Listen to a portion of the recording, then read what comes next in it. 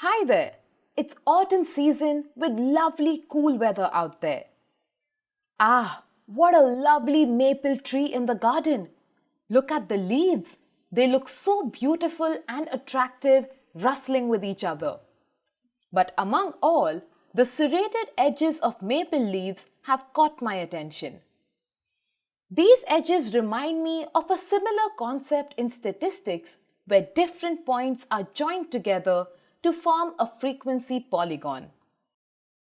A frequency polygon can be drawn by using a histogram or without using the histogram.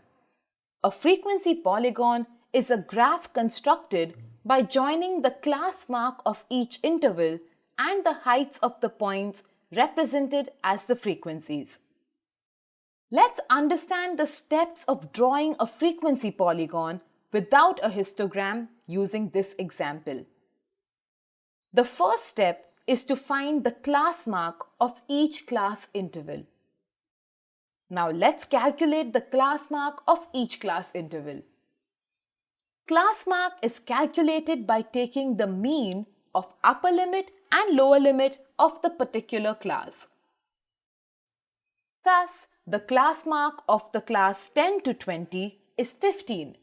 For the class 20 to 30 is 25 and so on. The second step is to draw the coordinate axis and mark class intervals along x-axis and frequencies along y-axis.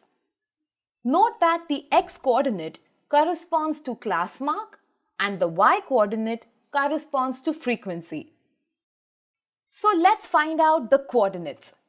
For the class interval 10 to 20, the coordinates are 15, 4.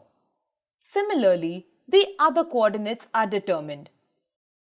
Now, considering the coordinates, the scale is decided. The scale on the x-axis is taken by looking at the class size, which is the difference between the upper and lower class limits.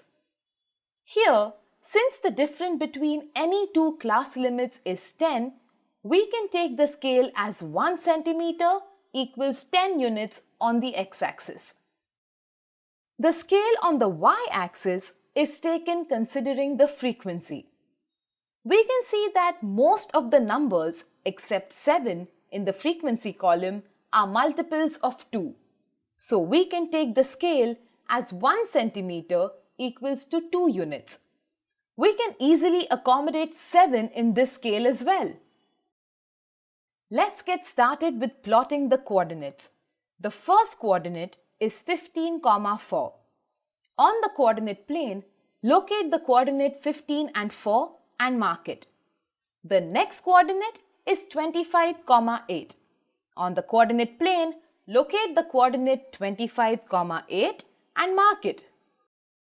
The next coordinate is 35, 12. On the coordinate plane, locate the coordinate 35, 12 and mark it. Subsequently, the remaining coordinates are plotted for the further class intervals 40 to 50 and 50 to 60. The last step is to join the coordinates of consecutive classes one by one using a scale. Hey! We have been talking about a polygon all this time. Polygon is a multi-sided closed shape. But this is not a closed shape. So what should we do now? We need to introduce preceding and succeeding classes with zero frequency.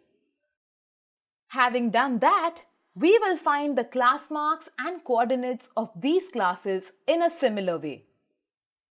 Let's plot these points and connect them to complete the frequency polygon. Phew! Lots of plotting for today. Oh, it's cloudy and about to drizzle. It's time for me to move inside my house. See you next time.